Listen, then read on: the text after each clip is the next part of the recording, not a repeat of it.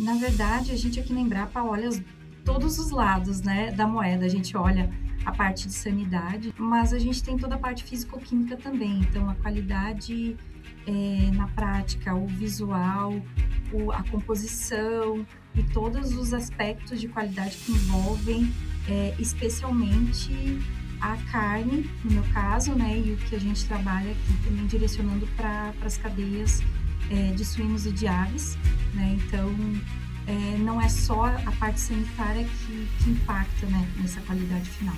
Então, a gente olha com um pouco mais de dedicação ali à físico-química também. Na verdade, se você olhar pelo lado do consumidor, a primeira coisa que você consome, como você consome o alimento, é pelo visual. Então, qualquer alteração ali na cor, ou no odor, ou no aspecto de textura, você já rejeita, você não compra, ou você não consome, você não prepara. Então, o primeiro impacto é aquilo que você está vendo. Então, depois vem toda a questão por uma contaminação, enfim, uma alteração microbiológica, enfim. Mas o principal é esse. A gente começa por ali. Na verdade, esse impacto da qualidade ele tem relação direta com o bem-estar dos animais. Então, a própria condição do manejo, como é o trato, a parte de nutrição também é extremamente importante, mas assim, a condição do transporte tem um impacto muito, muito grande nessa qualidade, porque o tempo de jejum, né? Então, quanto tempo esse animal tá, porque você tem que trabalhar aquela janela de jejum pré-abate ali e tudo mais, mas assim, o excesso de tempo, ele é prejudicial e o pouco tempo também, da mesma forma ele impacta. Então, isso traz consequências extremamente negativas para a qualidade da carne, né? Então, obviamente, isso é perda para a indústria, mas também é perda para o produtor, né?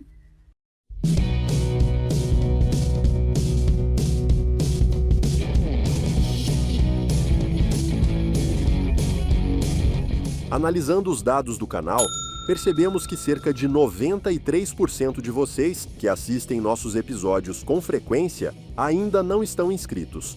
A sua inscrição é muito importante. Então, se você gosta do nosso conteúdo, inscreva-se agora no canal. Isso faz uma grande diferença para o nosso trabalho. Muito obrigado pelo apoio e um ótimo episódio. O Suinocast só é possível através do apoio de empresas inovadoras e que apoiam a educação continuada na suinocultura brasileira. Zoetis, líder global em saúde animal. Altec, soluções nutricionais eficientes e sustentáveis para fortalecer a suinocultura. Seva, sempre com você, além da saúde animal. Circunvent CML. Maior conforto e conveniência para sua granja. Novonesis, transformando o mundo através da biologia. Novos, líder em soluções de nutrição inteligente para o crescimento dos negócios na produção de proteína animal. PPGVET, o maior programa de especializações em medicina veterinária do Brasil. Pegasus Science, micotoxinas em tempo real através do NIRS para decisões mais seguras e eficientes na suinocultura. O desempenho do leitão começa no intestino. Resultado ao longo da vida. Tonicity PX. 59ª reunião da Sociedade Brasileira de Zootecnia, de 27 a 31 de julho, na UFLA em Lavras. Inscreva-se, sbz.org.br.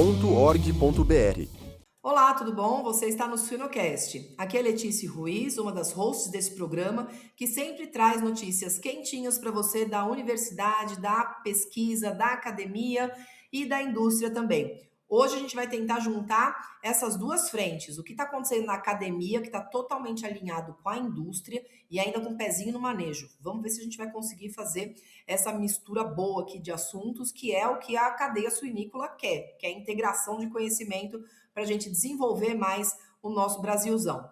Hoje eu estou com uma convidada que está vindo falar com a gente lá da Embrapa.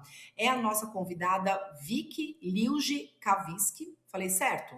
Cara, Ela é analista lá da Embrapa e ela é farmacêutica e bioquímica em alimentos pela Universidade Federal do Mato Grosso do Sul, especialista em produtos de origem animal e vegetal pela Universidade Federal de Lavras e em carne e derivados pela Universidade do Contestado. Eu acho que ela entende do assunto, hein?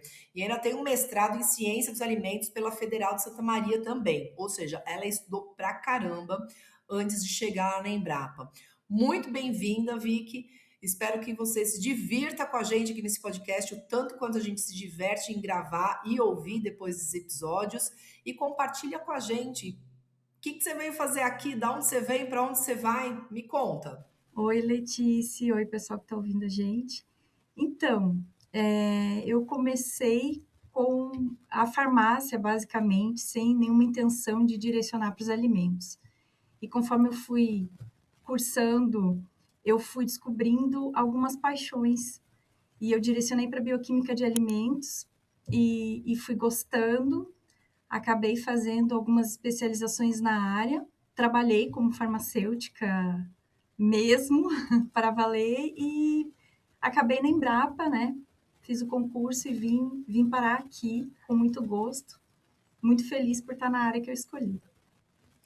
Olha só, né? Aquela trajetória que a gente não espera às vezes, né? A pessoa estava lá na área de farmácia e veio cair dentro de agronegócio, né? Porque quando a gente está falando de qualidade de carne, é o finalzinho do agronegócio, é o produto chegando lá para o cliente final, né?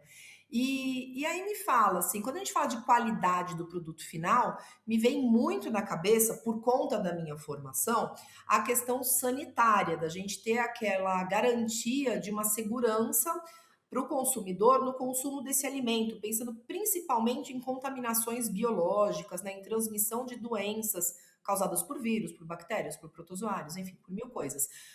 Você, nessa área, considerando qualidade de alimentos e focando com essa questão mais da bioquímica, da estrutura desse alimento, como que entra essa qualidade dos alimentos para vocês? Vocês saem dessa parte sanitária e olham mais o quê? Na verdade, a gente aqui na Embrapa olha todos os lados, né, da moeda. A gente olha a parte de sanidade, não especificamente o meu trabalho não envolve a sanidade, não diretamente, mas a gente tem toda a parte físico-química também. Então, a qualidade na prática, o visual, a composição e todos os aspectos de qualidade que envolvem, especialmente a carne, no meu caso, né, e o que a gente trabalha aqui também direcionando para as cadeias de suínos e de aves, né, então não é só a parte sanitária que impacta, né, nessa qualidade final. Então a gente olha com um pouco mais de dedicação ali à físico-química também. Olha só que interessante, porque daí no fim, se a gente for pensar no consumidor final, o que ele enxerga também são as características físico-químicas. Porque se tiver uma contaminação lá, vamos falar, por exemplo, por salmonela, ele não vai enxergar. É um problema sanitário que o veterinário, que outro pesquisador vai estar preocupado, mas o cliente final ele não está enxergando. Agora, a característica físico-química ele enxerga. Ele está Isso. vendo a cor daquela carne. Quando ele processa essa carne na casa dele, ele está sentindo o sabor, o odor. Então, essas características organolépticas, elas entram nessa questão físico-química, né? Sim, exatamente. Na verdade, se você olhar pelo lado do consumidor, a primeira coisa que você consome, como você consome o alimento, é pelo visual. Então, qualquer alteração ali na cor, ou no odor, ou no aspecto de textura, você já rejeita, você não compra, ou você não consome, você não prepara. Então, o primeiro impacto é aquilo que você está vendo, né? Então, depois vem toda a questão por uma contaminação, enfim, uma alteração microbiológica, enfim. Mas o principal é esse, a gente começa por ali, né? É verdade, o que a gente vê do pessoal tirando foto para postar no Instagram, né? Então, Né? assim, essas características iniciais são super Exatamente. importantes. E aí, quando você estava me falando, eu estava imaginando eu como cliente, né? Então, eu vou lá, eu compro alguma peça de um produto cárneo, eu já estou observando ali a cor, já estou vendo ali algumas características, mas quando eu chego na minha casa, que eu vou preparar, eu já começo a perceber a questão do odor, mas eu vou ter a minha nota final mesmo na hora que eu sentar para comer. E eu vou perceber muito a questão do sabor, do odor também um pouco, mas a textura é uma coisa que pega muito para mim. Tem gente que fala, não importa para mim se a carne é dura, se a carne é macia, o que me importa é o sabor. Eu sou o tipo de cliente que gosta muito da questão da textura mais pro macio. E aí a textura é alguma coisa que a indústria está se preocupando, que a academia está se preocupando, ou só eu que estou preocupado com isso? Na suinocultura moderna, excelência é construída nos detalhes. E quando o desafio é sanidade, a Zoetis lidera com inovação. Com um portfólio completo de soluções para todas as fases da produção, oferecemos proteção, desempenho e rentabilidade. Zoetis, confiança e tecnologia para o futuro da suinocultura. Não, na verdade a textura ela é bem importante, né? Porque assim, antes até de você preparar, de você consumir aquela carne ou aquele produto, quando você está preparando, você já consegue perceber às vezes algumas diferenças ali, uma carne que está um pouco mais mole, ou ela está um pouco mais, tem mais enervações, algumas alterações assim que a gente sabe que vão impactar ali no produto depois de preparado, né? Então, na verdade, assim, essas alterações, essas diferenças de percepções, elas são bem importantes. E isso, para você ter uma ideia, Letícia, é mais ou menos assim. Qualquer mínima alteração para um consumidor fiel de determinado produto, por exemplo, de determinada marca da indústria, ele vai perceber quando a indústria altera até um ingrediente, um determinado insumo que é adicionado e que impacta nessa textura final. Então, a indústria ela precisa se cercar de alguns cuidados, alguns testes, né? O controle de qualidade que é feito. Então, desde a escolha desses insumos, como eles vão ser adicionados, em que proporção, testar qual é o impacto dessas alterações na formulação lá no produto final, porque mesmo uma alteração na composição do sal, uma redução de sal, por exemplo, a gente pode ter um impacto na textura. Então, ela é muito importante. Além de questões relacionadas ao próprio manejo do animal, que podem impactar nessa qualidade da carne, né? Ela ser mais seca ou mais amolecida ali, enfim. Então, e essa carne, essas alterações na qualidade da carne vão direcionar se ela vai para o consumidor final, por exemplo, in natura, ali ou não, ou ela vai ter que ser utilizada para preparo de um embutido, por exemplo. Então, é muito importante, vai muito além daquilo que a gente enxerga lá na gôndola, sabe? Um estudo muito mais profundo, sabe? Nossa, não, é demais, assim, pensar que vários detalhes podem levar a qualidade lá no prato, né? Que não é uma coisa só responsabilidade da indústria. Porque às vezes também a pessoa ela pensa assim, não importa como que eu estou entregando esse animal para o abatedouro ou o que o abatedouro está fazendo. O que importa é o que vai ser feito depois, no processamento dessa carne. Não é tão verdade, né? A gente tem ali muitas coisas das tecnologias de alimentos que vão, claro, né, beneficiar essa carne, Uhum. mas assim, é uma pedra preciosa, né? Se você tem uma pedra preciosa de qualidade, fica mais fácil lapidar. Se ela vem com baixa qualidade, fica mais difícil fazer esse trabalho de melhora tecnológica. Então, acho que é Exatamente. importante a gente pensar nisso, da responsabilidade lá antes da porteira, né? De antes desse animal sair da produção, o que pode estar impactando essa qualidade. Porque quando a gente tem aquelas questões mais extremas, né? De me ajuda com aqueles termos, como é que é quando a gente tem a carne pálida, amolecida. A carne PSE ou a carne DFD, né? Aquela carne mais pálida, mole e exudativa, né? Que a gente fala que perde muita água quando você vai tirar do pacotinho, você já vê que ela tá toda, né, tá alterada, perde cor, né? Daí, Aham, obviamente, que essa carne o consumidor já vai deixar lá do lado na gôndola, ele não vai comprar, né?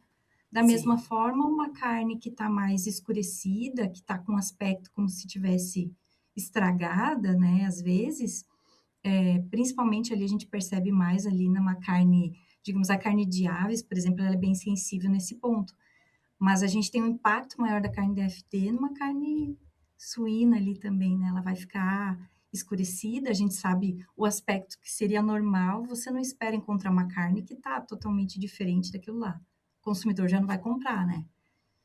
E aí esse problema ele está acontecendo, na verdade, no momento do processamento da carne ou é antes? Está acontecendo antes, né, para chegar carne Antes, é bem decente. antes, né. Na verdade, esse impacto da qualidade, ele tem relação direta com o bem-estar dos animais. Então, a própria condição do manejo, como é o trato, a parte de nutrição também é extremamente importante, mas, assim, a condição do transporte tem um impacto muito, muito grande nessa qualidade, porque o tempo de jejum, né, então, quanto tempo esse animal tá, porque você tem que trabalhar aquela janela de jejum pré-abate ali e tudo mais, mas assim, o excesso de tempo, ele é prejudicial e o pouco tempo também, da mesma forma ele impacta. Então, isso traz consequências extremamente negativas para a qualidade da carne, né. Então, obviamente, isso é perda para a indústria, mas também é perda para o produtor, né, porque Sim. você tem um prejuízo ali para o animal, né, você perde qualidade, então você obviamente que o produtor também ele é remunerado pela qualidade do produto, né. Então, o Nossa, impacto é direto. é uma coisa complexa, que daí eu já tô juntando aqui, tentando juntar todos os pedaços dentro da minha cabeça, e Uhum. assim, como que eu enxergo hoje? E agora, gente, ó, opinião pessoal minha, tá? Tipo, a Embrapa não tem nada a ver com isso, a USP não tem nada a ver com isso, agora é a Letice que tá falando com as vozes da cabeça aqui. Que assim, eu enxergo que na suinocultura brasileira a questão da genética tá muito bem estabelecida, o pessoal tem muito cuidado com isso, tem muitas ferramentas super legais. Que a nutrição, então, assim, para quem quer fazer uma nutrição de ponta, até fazer nutrição de precisão, tem também mecanismos para usar. Quem quer fazer biosseguridade consegue também, né? O pessoal às vezes tem um pouco de preguiça de fazer biosseguridade interna, principalmente, né? A nossa externa tá legal, mas a interna, assim, temos falhas aí que eu já discuti em outros episódios, o pessoal já pegou implicância comigo, mas a gente já ficou amigo de novo. E assim, biosseguridade é um negócio que a gente precisa melhorar ainda, né, amigos? Vamos lá. Agora, a questão do dia a dia, do manejo e do bem-estar e do transporte, eu acho que são pontos nevrálgicos na nossa suinocultura. Aí acho que é no mundo inteiro, acho que não é nem só aqui no Brasil, porque a gente tem uma questão muito correlacionada diretamente da mão de obra disponível para fazer esse manejo, para fazer esse transporte, Sim. que vão ter impactos no bem-estar desses animais. E aí é uma situação complicada da gente sugerir melhoras, porque a gente sabe que a gente só vai conseguir atingir essas melhoras quando a gente tiver uma mão de obra habilitada, claro, com competência para trabalhar, mas que esteja motivada a fazer esses Uhum. procedimentos. E assim, você consegue me apontar assim quais seriam talvez assim os principais fatores de erros no manejo ou erro no transporte, além desses que você já me citou, do tempo do transporte, o tempo do jejum desses animais, que a gente sabe que o Brasil é enorme e demora às vezes muito para chegar mesmo, né, da propriedade até o abatedouro. Mas assim, tirando esses dois pontos, outros pontos que assim o pessoal poderia estar atento e poderia começar a mudar aos pouquinhos dentro da sua suinocultura? Então, sabe que assim, a gente tem colegas muito bons nessa área aqui dentro e eles sempre reforçam a importância de treinar esse pessoal, porque a gente tem algumas questões relacionadas aos hábitos, né? Então, assim, sempre foi feito assim, por que que eu vou fazer diferente? Não faz diferença. Então, assim, é muito de conscientização, desde o tempo Não, já de me dá até sensi palpitação quando alguém fala sempre foi assim. Já sabe, começa a mas piscar o olho, é já bem começa a ficar complicado, nervosa. Eu falo, se sempre é foi bem assim, então complicado. tá na hora de mudar. É agora a hora. Não, e a questão, por exemplo, ali, o tempo de insensibilização, a forma como é feita, né, o manejo desse animal, a condição desse animal para insensibilização. Tem a questão do transporte novamente, mas ela é importante, porque, assim, a gente tem aqui na região oeste de Santa Catarina uma região muito forte na produção.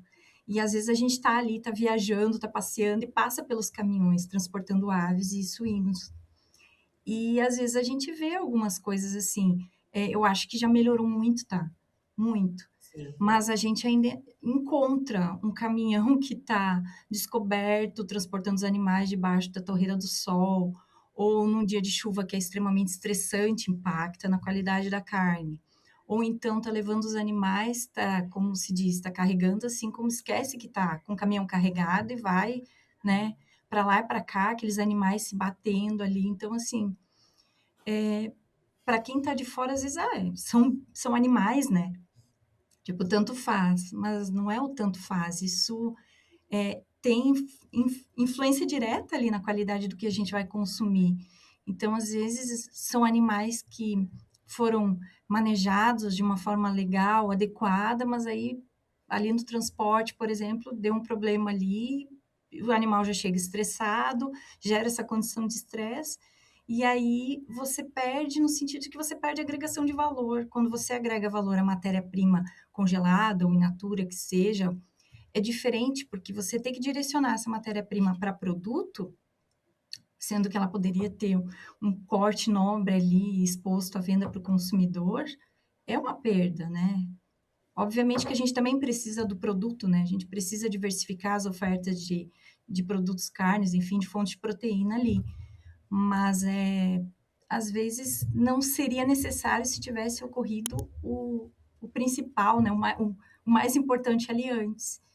Então, é essa questão da qualificação de mão de obra, que eu acho que é geral, tá? Não é só específico para a suinocultura e avicultura, mas ela é importante. Talvez essas gerações que estão vindo, que estão assumindo agora, consigam enxergar diferente, eu espero, né? Acredito muito nisso, né? Não que antes não se fizesse, mas talvez mudança de cultura, mudanças de hábitos e enxergar diferente algumas coisas, alguns pontos importantes, né? Eu acho que é sempre válido. Eu acho que tem esse ponto, que assim, que a gente tem que juntar a experiência das Uhum. gerações anteriores, que, assim, né, abriram caminhos onde o agronegócio brasileiro não era nada, e de repente Sim. foi construindo toda essa cadeia que a gente está trabalhando hoje, acho que desde a década de 60, de 70, que começou esse trabalho, e culminou na década de 90 com os resultados. Então, assim, foi muito trabalho também para chegar Uhum. onde chegaram. Exatamente. Só que algumas coisas, assim, já está na hora de mudar. Sempre foi assim, mas agora é 2026, não é mais 1986, de repente, né? Que a Uhum. gente ainda era alguém para querer crescer, para entrar na exportação. A gente já passou, a gente já entrou na exportação, a gente já é o terceiro maior exportador do mundo, e assim, que a gente quer exportar, né? E o que a gente quer para o mercado interno de produto? E que qualidade que a gente quer entregar? A gente quer entregar só uma maçaroca de proteína para alguém? Ou você quer entregar um corte nobre feito de animais que tiveram uma boa vida e tiveram uma boa morte, vamos colocar assim, que teve um abate. Eu não gosto do termo abate humanizado, eu acho que é o termo que é utilizado tecnicamente, né? Uhum. Mas os humanos às vezes deixam a desejar. Então, eu acho que, sei lá, um abate bem feito, vamos trocar o termo? Pode Um ser. abate realmente que o animal é bem sensibilizado, que Uhum. antes desse abate ele foi bem transportado, ele foi bem manejado, para que ele Uhum. chegue bem até aquele momento, né, e produza um alimento de qualidade.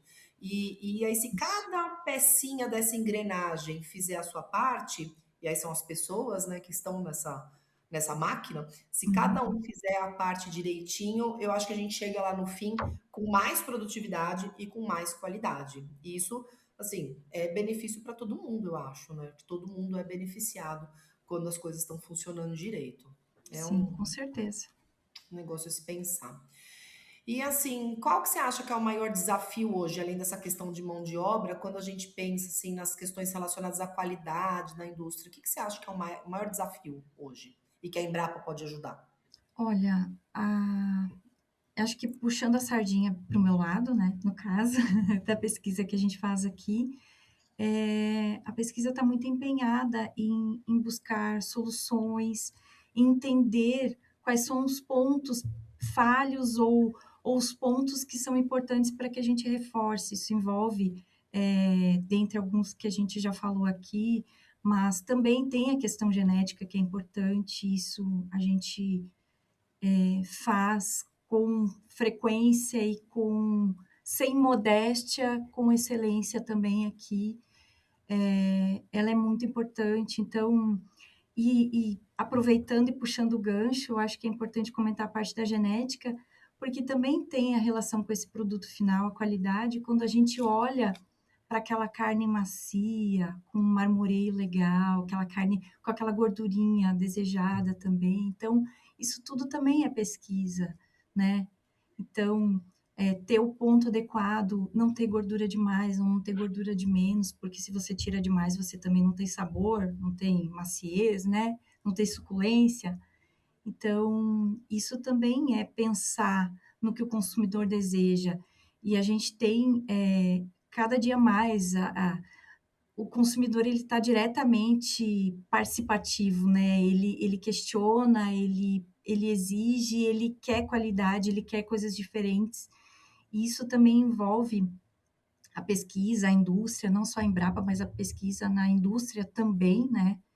Tenho colegas da indústria e eu sei como é também o empenho, o esforço diário em manter padrões, excelência.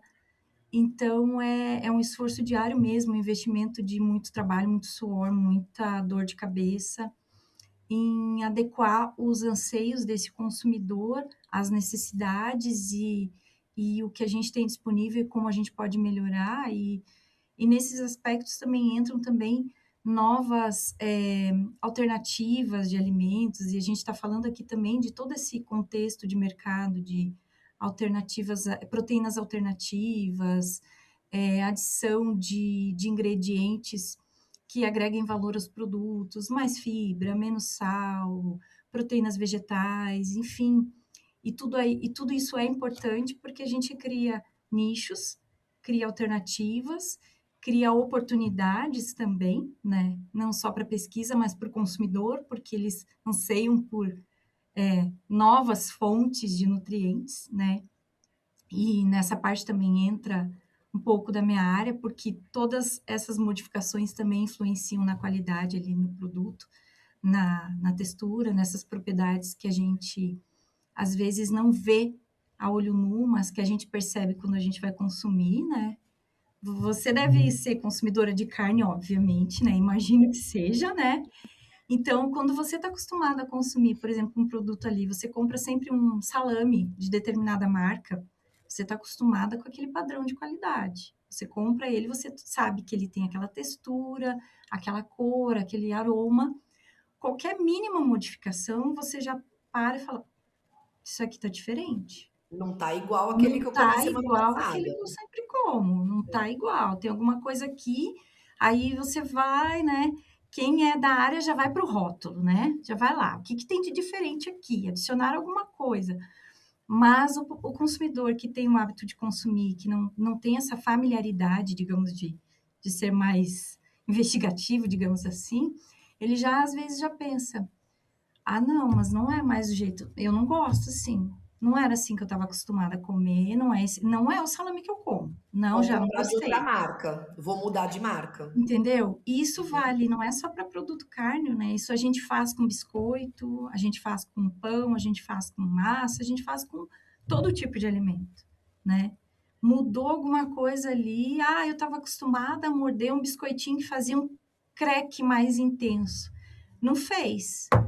Será que tá velho? Será que aconteceu alguma coisa? Não, não tá igual. Ah, já não gostei, já vou comprar outro, não compro mais.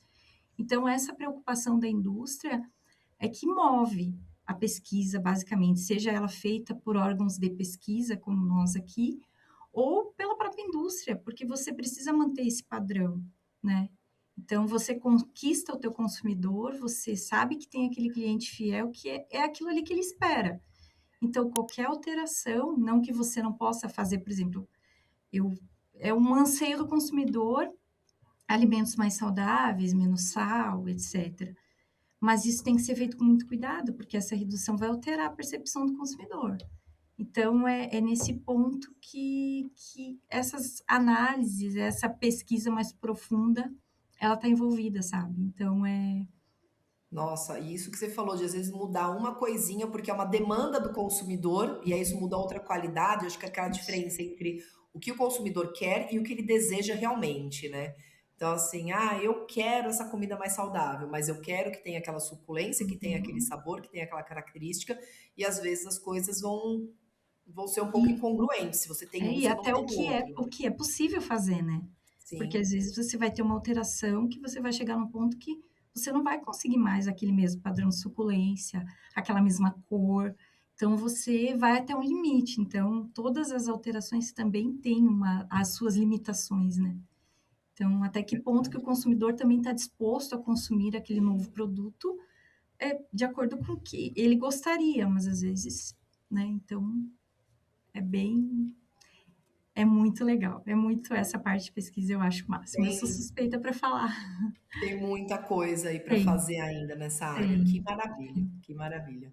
tem, E sim. para encerrar aqui o nosso episódio, você quer deixar um recado para o pessoal? O que eles podem fazer aí no dia a dia da granja, que vocês já estão fazendo, que vocês já sabem que é batata que vai dar certo? Olha, eu acho que, em primeiro lugar, assim, contar com o apoio da pesquisa, da Embrapa, a gente está disponível sempre, então, qualquer dúvida, a gente está aqui para ajudar, né? Pensar enquanto consumidor também, não só enquanto produtor ou enquanto responsável por manejo, colaborador, enfim, olhar como consumidor também, sempre inverter os papéis e se colocar no lugar, né, que existem orientações que são importantes e estão ali porque elas têm algum significado, alguma importância, né? E, assim, mais do que nunca também acreditar na pesquisa, no desenvolvimento, no que a indústria faz também, porque aquilo ali é muito tempo de trabalho, de dedicação, então, assim, às vezes a gente ouve algumas coisas, mas aquilo ali é porque colocam isso, colocam aquilo, obviamente a gente está falando de produto carne, existem N ingredientes necessários para aquele produto ter aquela forma, aquela condição, mas ali por trás tem muita gente empenhada, dedicada, que trabalhou muito, que trabalha muito, que pesquisou, que estudou, que está ali por trás, ali, ó, suando para aquele produto aquela carne tá naquela apresentação, naquela condição. Então, assim, contar com a pesquisa, com a indústria, mas acreditar acima de tudo, porque nós somos Brasil, nós somos excelência. Então, assim, não é à toa, né? A gente está onde a gente está, não é por cambalacho, não é por, né, historinha, não é trabalho, é pesquisa, são anos árduos de trabalho de muita gente, da cadeia como um todo, É né? isso mesmo, tá todo mundo no mesmo barco. Nos últimos, acho que 50 anos, produtor, as universidades, os institutos de pesquisa, a indústria, tá todo mundo junto querendo fazer o melhor para a gente Uhum. entregar o melhor alimento com Com qualidade certeza. para o nosso consumidor, tanto interno quanto externo. Então, é Uhum. entender que tá todo mundo junto, que às vezes a gente enxerga as coisas por vieses diferentes, porque sim, a gente tem funções diferentes. Quem está Uhum. no campo tem uma função, quem está dentro da pesquisa tem outra função, quem está da indústria tem outra função. Mas o objetivo final é levar um alimento de qualidade para a população, não é? Então, tá todo mundo junto. E se a gente conseguir pegar as potencialidades de cada um e colocar no mesmo sentido de força, acho que a gente avança e muito mais rápido do que a gente avançou nos últimos 50 anos. Com Mas o pessoal certeza. já tá esperto com isso. Já tenho visto muita mudança do Com pessoal trabalhando em certeza. conjunto. Muito Estamos bom, todos no mesmo barco, com certeza. né? Ai, maravilhosa essa nossa conversa, Vicky. Gostei muito, aprendi muito Gostei. com você sobre alimentos. Gosto muito de comer a carne, mas agora eu já vou comer a carne com outros olhos. Vou prestar atenção em outros detalhes que eu não estava prestando atenção antes. Muito obrigada por compartilhar sua Obrigada, informação com a Letícia. gente. Obrigada também pelo convite e adorei a conversa. E estamos à Muito bom. disposição, que vocês precisarem. A Embrapa para Voltaremos a vocês, conversar, então. para o nosso público, tá bom? Com certeza a gente vai se encontrar e vai conversar mais. E você que estava ouvindo a gente, muito obrigada por ter ficado até aqui e acompanhe a gente nos próximos episódios. Até mais!